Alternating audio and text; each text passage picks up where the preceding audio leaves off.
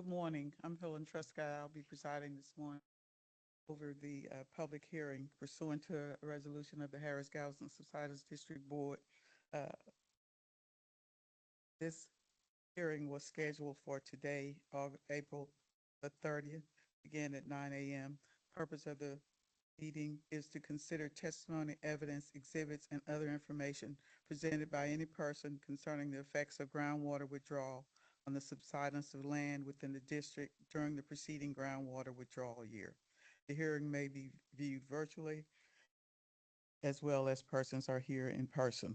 Notices for this hearing was posted with the Harris-Galveston County Clerk. It was also recorded in Harris County Clerk's public records. Notice was also published in the Houston Business Journal. These notices were given on March the 17th and also March the 20th. Additionally, notice was given individually to the various cities and well owners. This hearing is being recorded, and any testimony that you're going to give, please state your name, or any questions that you have, please state your name for the record prior to asking any questions. Of course, the hearing will begin with the Subsidence District General Manager, Mr. Michael Turco. Thank you. Thank you, Judge Trescott. Welcome everybody to the hearing. This is our 50th groundwater hearing, and I know we have folks that are online watching it virtually, and we have some folks attending here in person. So let me just say that if you're in person, please mute all your personal devices. The boardroom is equipped with the microphones that we will be recording, and we'll be recording the live stream as well. Please be mindful of this as the hearing goes on. Public testimony and question and answers will be available at the end of the hearing. And if you're in virtual, thank you for attending. We appreciate your interest in the data that's going to be presented here today. We are recording all your chat and anything chat between participants will be recorded as well. And if you have any audio visual issues, please chat those with the organizer and we'll see if we can get those taken care of for you. Today we have our 2025 annual groundwater report hearing. It's something that the district is required to do by statute each year. And a little bit about the district. We were created in 1975 with the sole purpose to prevent subsidence in Harris and Galveston County. We do that through reasonable, relevant groundwater regulation that is intended to prevent subsidence in the future. That groundwater regulation is based on a science and research program that predates the district and includes the collection of water use, water level data with our federal partners, and subsidence data throughout the region. We also have a very strong and important water conservation program because, as we all know, as we move forward in the future, water conservation and water efficiency is a vital component to our future water management strategies in the area. All of the work that we do here at the district is successful because of the collaboration that we have on the landscape. That collaboration is incredibly important, and we look forward to continuing that in the future. So, annual groundwater reports. Today you're going to hear from Ashley Gruder, who is the director of our science and research program, and she will talk about our climate, water use in the district over the last year, and then the USG, Jason Ramage with the USGS will come up and he'll talk about what they've done in measuring groundwater levels throughout the region. And then ultimately Ashley will come back and talk about the subsidence that we've measured, and then we'll be able to answer any questions, take any public comment after that. So with that, I'm going to turn it over to Ashley Gruder and she'll take you through it. So thank you.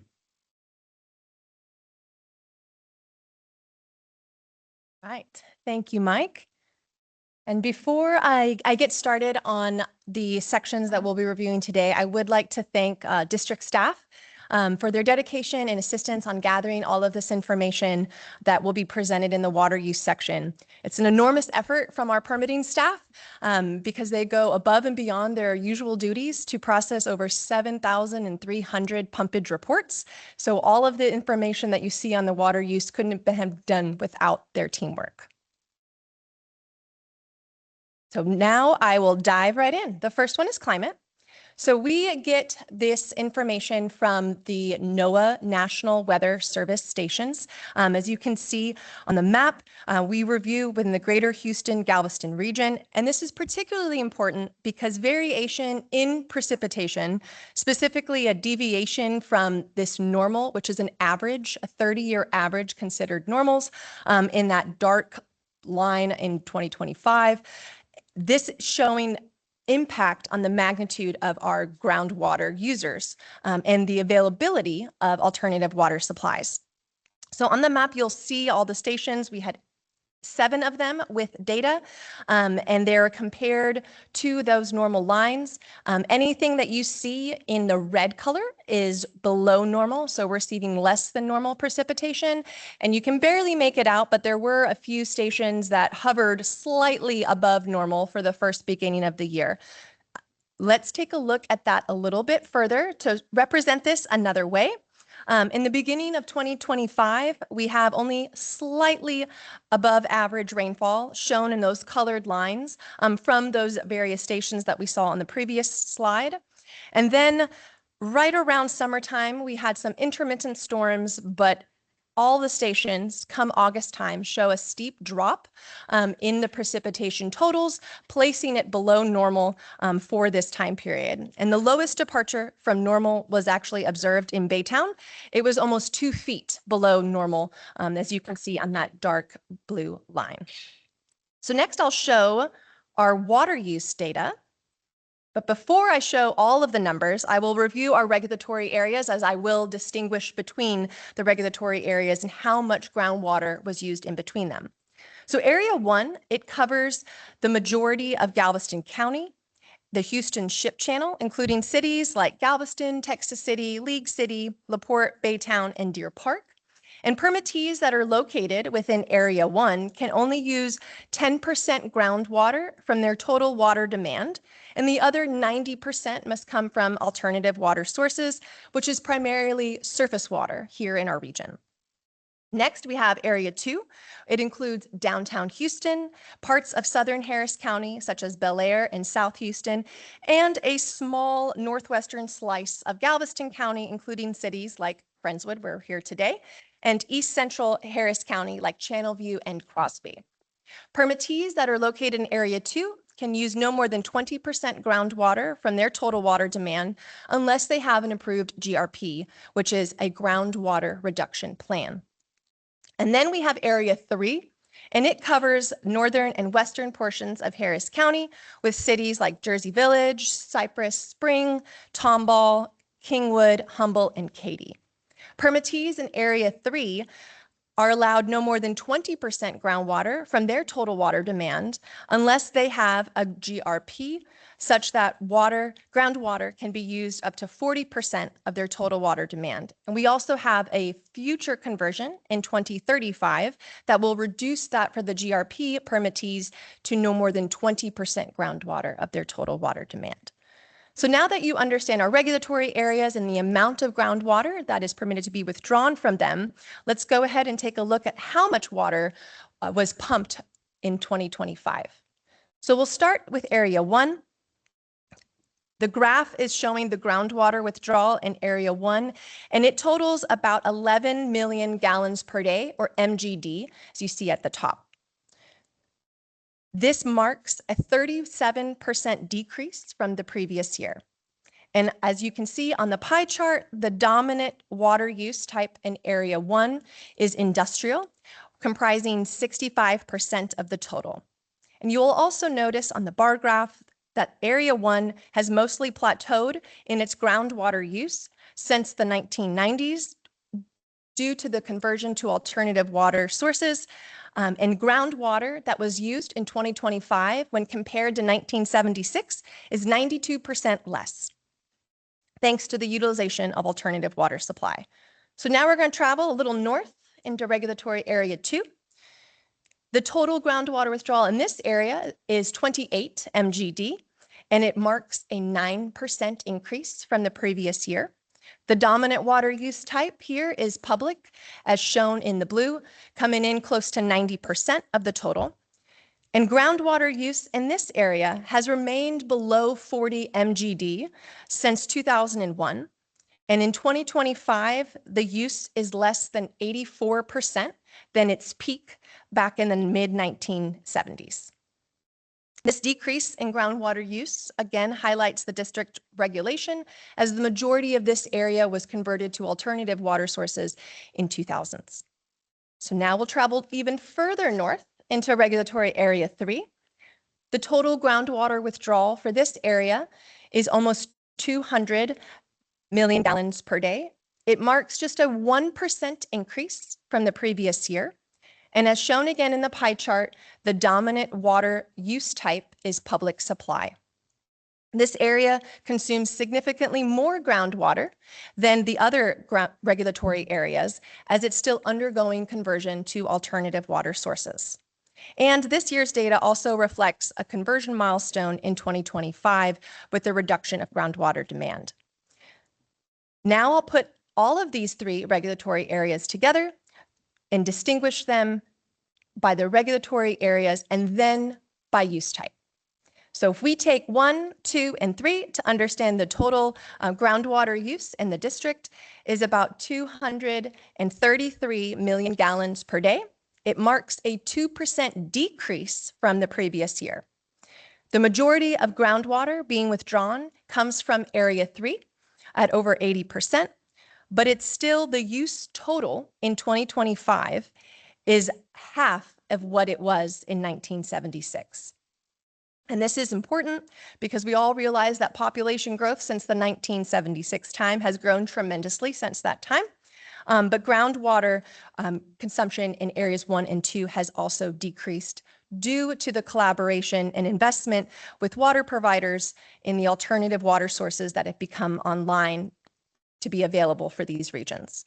So now we'll break it up by use type for the entire district. The main use is public, coming in at over 90% of the total. And this comes as no surprise because, as we saw previously, Area 2 and Area 3, their dominant supply was public supply. So now we'll take a look at the alternative water supply, because I was mentioning in 2025, we have significantly less groundwater than what we had when the district first started. So I'll orient you first to the alternative water sources primarily used in our region, and they're associated with their river basin and the reservoirs.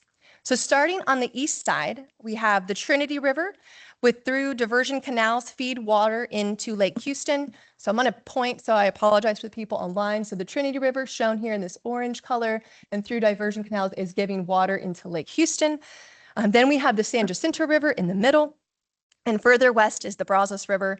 And I will also note that reclaimed water, as you see on that slide, is also an option, but it's not located on the map because locations are variable, and it includes water from effluent, byproduct from treatment plants, captured stormwater runoff, and reuse from industrial and irrigation processes. So now let's look at how much water, alternative water, was used. In 2025, we have about 870 million gallons per day. It marks a 2% increase from the previous year. And as represented on the graph, the Trinity River, which is shown in that green color, has been the dominant alternative water supply since the early 1990s, and in 2025 provided 588 million gallons per day, or almost 70% of the total. So now I'm going to combine the alternative water that you see here and the groundwater that you saw previously to obtain the total water demand. This is how much water was used in Harris and Galveston counties in the year 2025.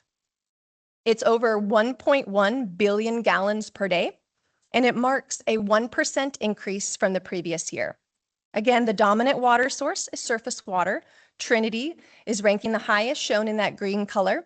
And then it's followed by groundwater, which is shown in blue, representing less than a quarter of the total. So this concludes the water use section.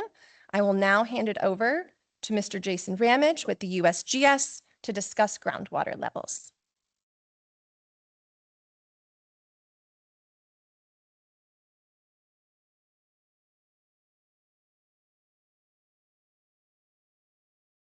Right. Thank you, Ashley. Again, my name is Jason Ramage. I'm with the U.S. Geological Survey. And today I'm going to be presenting groundwater level data and water level changes for the Chico and Evangeline aquifers and undifferentiated and Jasper aquifer, as well as compaction data from extensometers. Before I begin, though, I do want to thank the district as well as our other regional cooperators for their continued support in this longstanding monitoring effort. This data set that I'll be presenting here today is part of an annual regional assessment of groundwater conditions across the greater Houston area. So here's a brief outline of this portion of the presentation. First, I'll be getting into looking at the Chico and Evangeline aquifers undifferentiated. We'll first look at the water level altitudes for 2026. And then we'll look at short-term changes in the 1- and 5-year periods.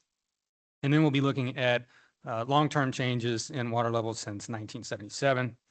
And then we'll transition into the Jasper aquifer. We'll be looking at the same time periods there with the exception of the long-term changes, which will be since 2000. And then I'll present data from our extensometers, our compaction data. Briefly, before I present the maps, I do want to provide a little context for the hydrogeologic setting. The figure on the right here is a simplified cross-section of the Gulf Coast aquifer system in the greater Houston area. This cross-section runs parallel to the dip direction, which we can that cross-section goes from A to A prime. So starting in Grimes County and down through to the coast. These sediments, they thicken generally towards the coast. These aquifers contain layers of coarse sands and gravels, which are interbedded with the finer grained silts and clays. And it's these fine grained sediments that are susceptible to compaction from groundwater withdrawals. So the Chico and Evangeline undifferentiated, these are the uppermost layers here in this figure. They make up the shallow part of the Gulf Coast aquifer system. And then in the green layer here, that is the Jasper aquifer, which makes up the deeper part of the Gulf Coast aquifer system. Separating those is the Burkeville confining unit. This is a thick layer of fine-grained sediments that restricts vertical groundwater movement and helps to separate the heads from the hydraulic heads from these shallow and deep systems.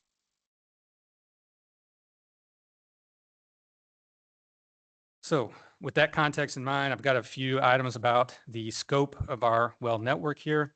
Our network spans across 11 counties with more than 600 wells. Measurements generally, or measurements are collected from early December through early March, period in which is a least amount of stress on the aquifer system. Water levels are collected primarily in public supply wells, large volume production wells, but we also have data that are collected in irrigation, industrial, and observation wells. For this year, there were water levels collected in 530 wells, which are screened in the Chico and Evangeline undifferentiated, and 106 water levels collected in the Jasper wells.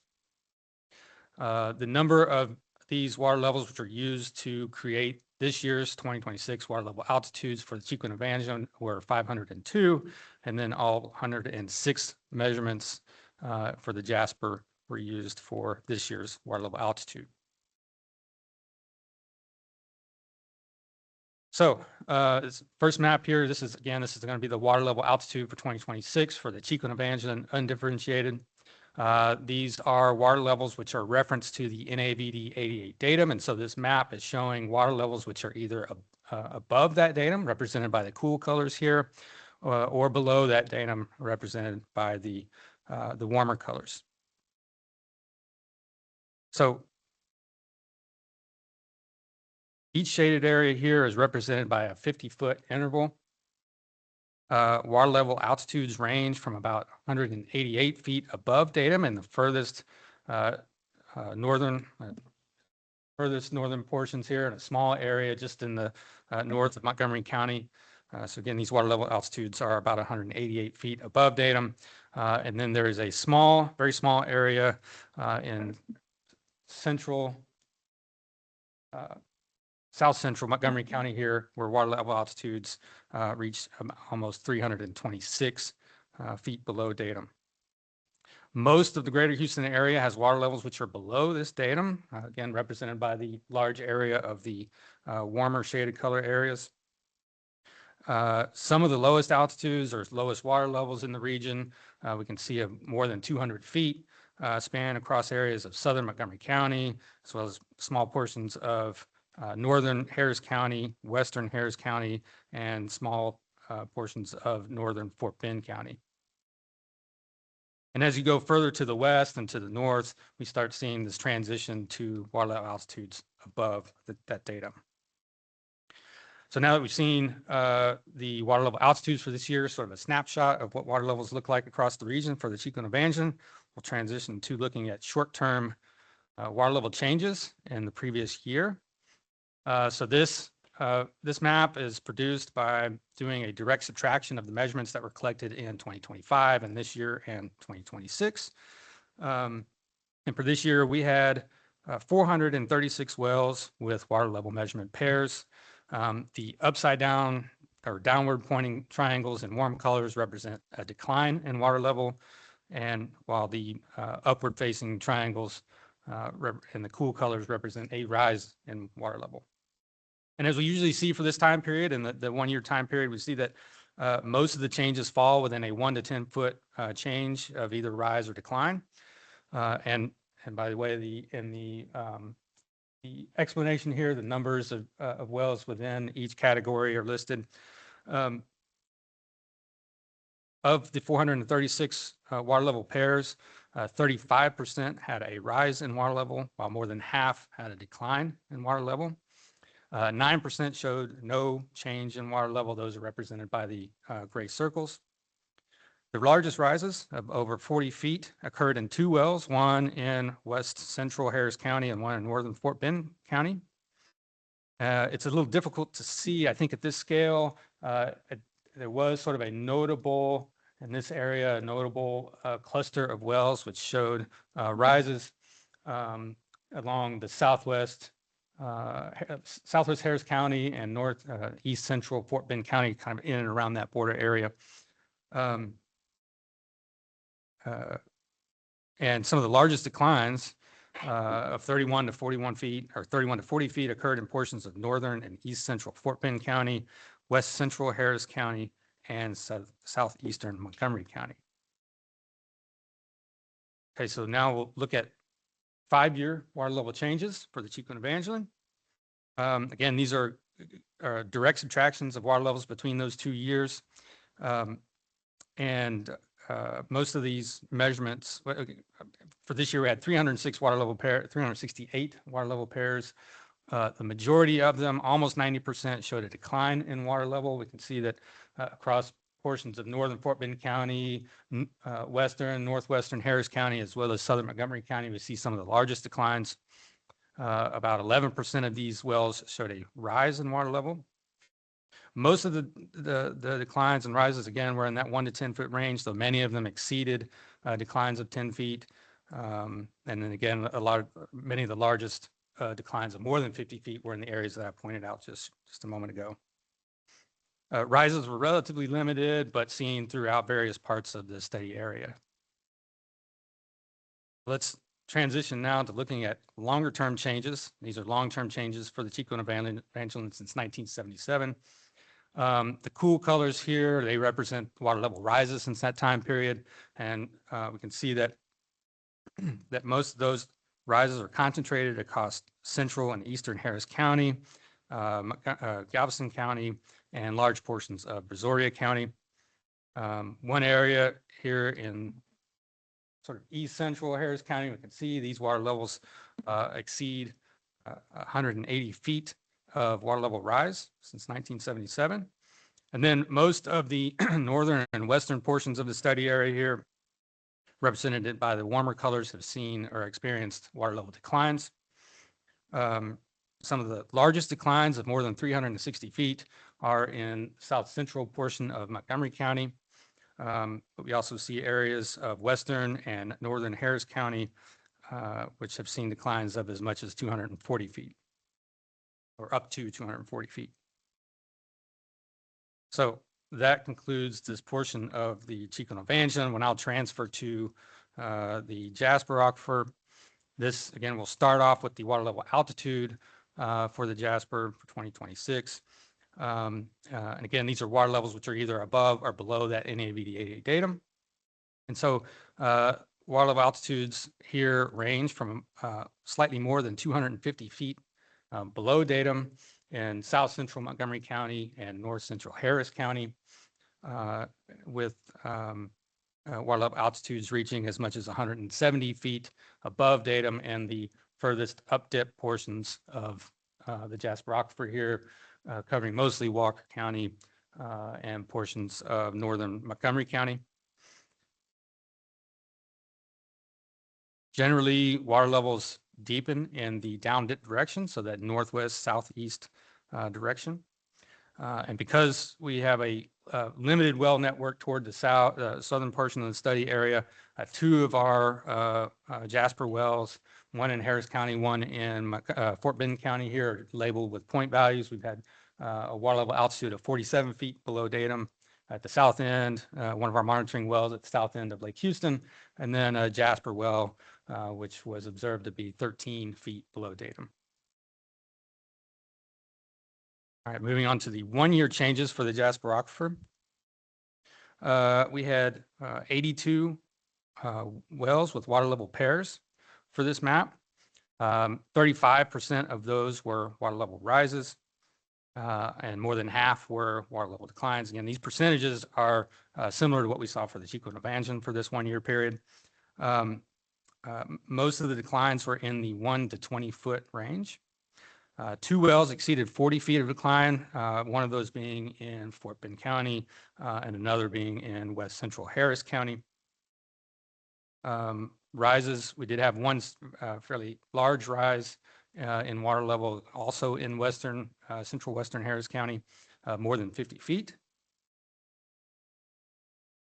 Now looking at the 5-year period, all of the water levels which were measured for these two periods showed a decline, with the exception of one in central Montgomery County, which had a slight rise. So again, almost all of these wells had a decline. All of them had a more than 10 feet of decline for this period. Most of them clustered in the 31 to 40 foot range, and declines of more than 50 feet were observed in areas across the well network in Fort Bend County, Montgomery County, Harris County, and even one or two in Walker County.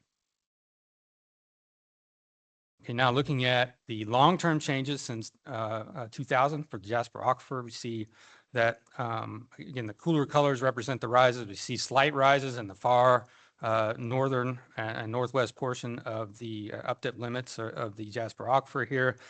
These rises are between 40 and 78 feet. And then as you move primarily or predominantly, we see water level declines across the Jasper network.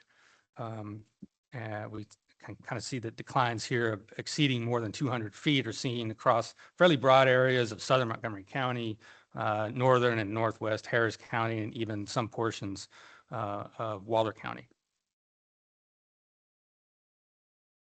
And there are some as well in the far northeastern part here of the Jasper Aquifer. Excuse me, I should say that exceed 200 feet of change. So that concludes the water level portion of the presentation here. I'll transition now into compaction data.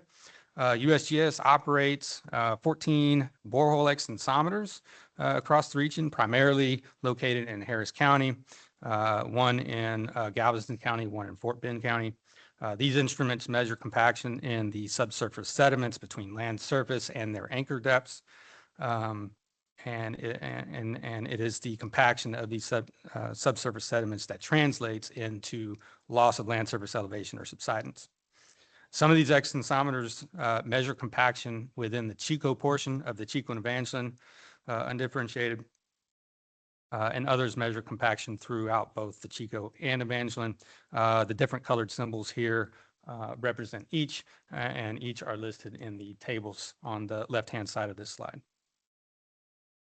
So these, the values in the tables here, as well as the symbol sizes, are proportional to the total amount of cumulative compaction that have been recorded since initiation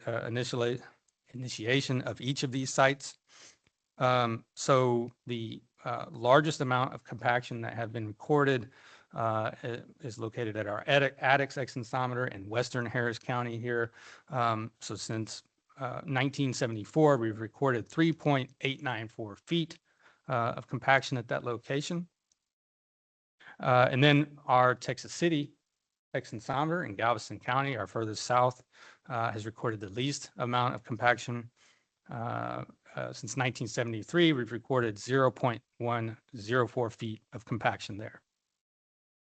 Our Fort Bend extensometer is not being displayed at this time, but we've had very little compaction measured at that location. Other sites, all the rest of the sites here have recorded compaction in between those ranges. Now looking at compaction for the period of December 2024 to December of 2025, so the previous year, each of these symbols here represent either a period of compaction recorded for this year or expansion. So the upward facing pointing triangles are expansion, downward pointing represent compaction. Our Baytown shallow site, and I should point out that each of the Baytown and Clear Lake sites have paired extensometers, one recording compaction in the Chico, the other recording compaction in the Chico and Evangeline, so we can kind of separate how much compaction is occurring within those intervals. So our compaction site at Baytown Shallow has recorded the most expansion for this period at 0.019 feet, while our Seabrook site recorded the most compaction at 0.021 feet. Two of our sites at Pasadena and Clear Lake Deep recorded no measurable compaction for the period. And then the rest of the sites showed relatively small amounts of either compaction or expansion for this period. So that concludes this portion of water levels and compaction. Thank you very much. I'll pass it back over to Ashley.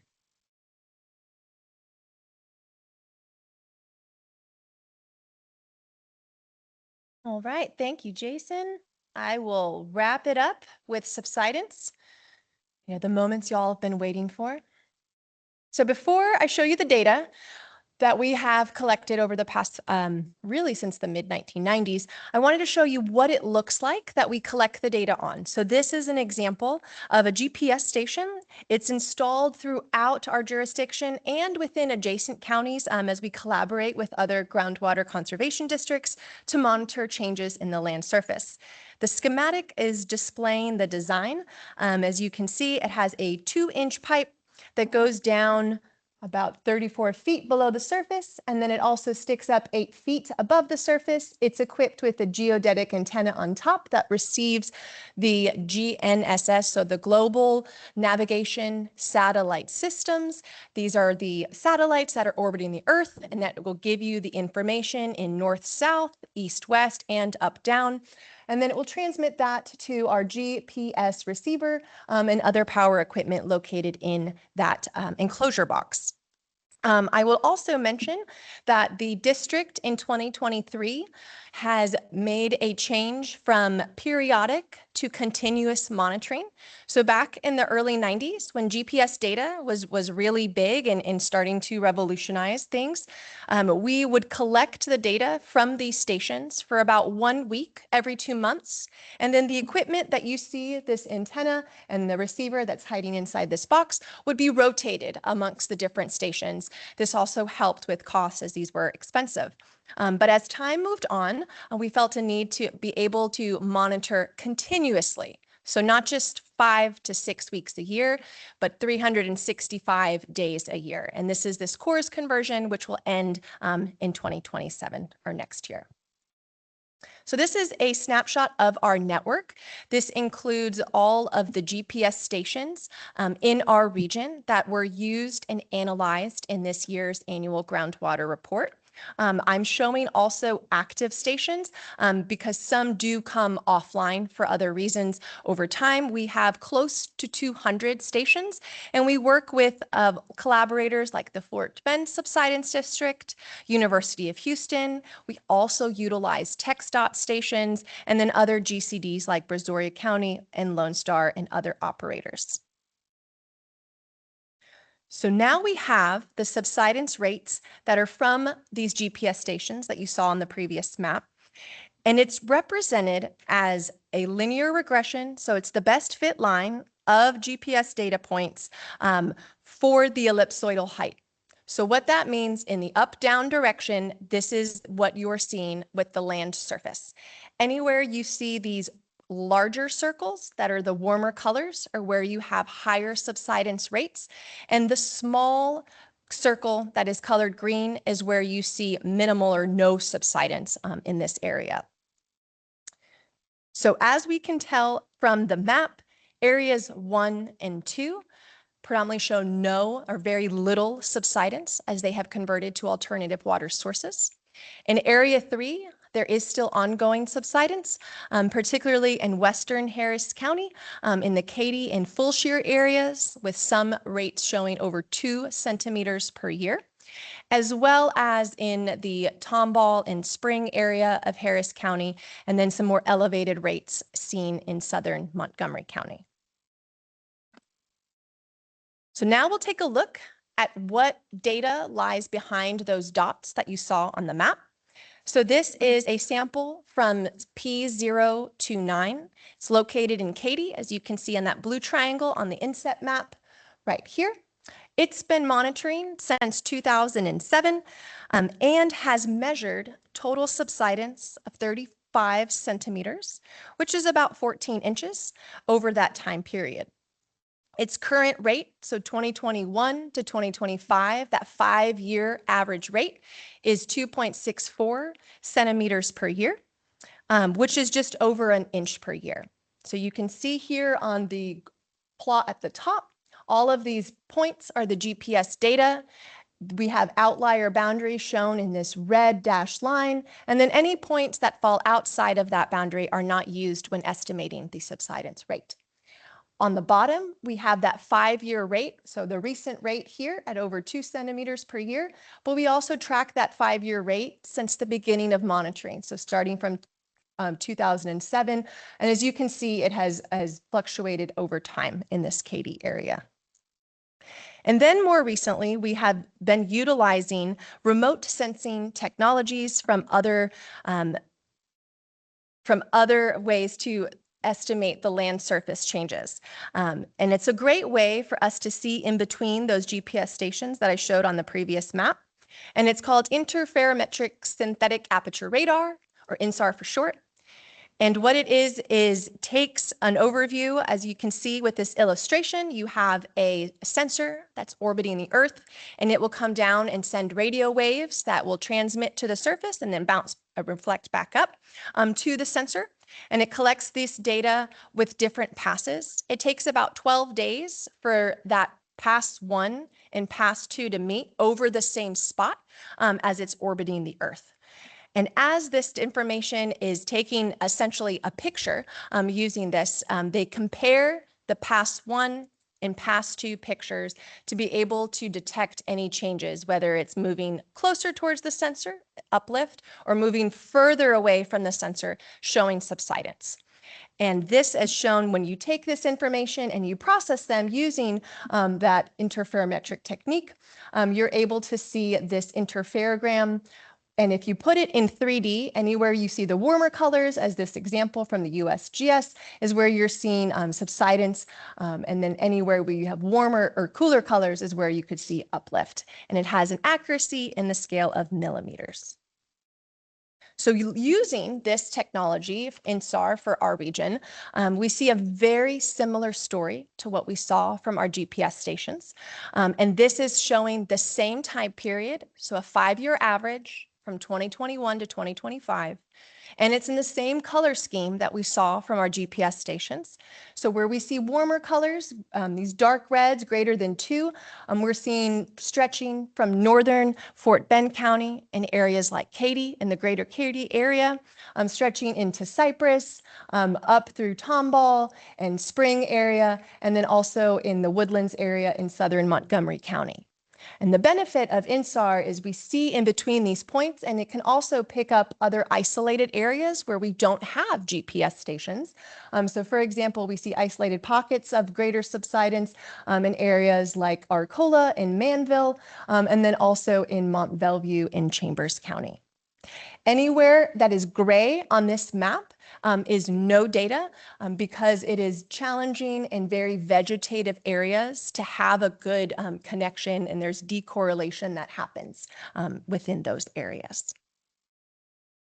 So that concludes the subsidence portion of this annual groundwater report public hearing. I will now pass it over to Judge Trescott for the public testimony. Thank you. Okay, so as she stated, at this time, if there's anyone in attendance who would like to provide some public comments or public testimony concerning groundwater withdrawal or issues in the past year, you may do so at this time.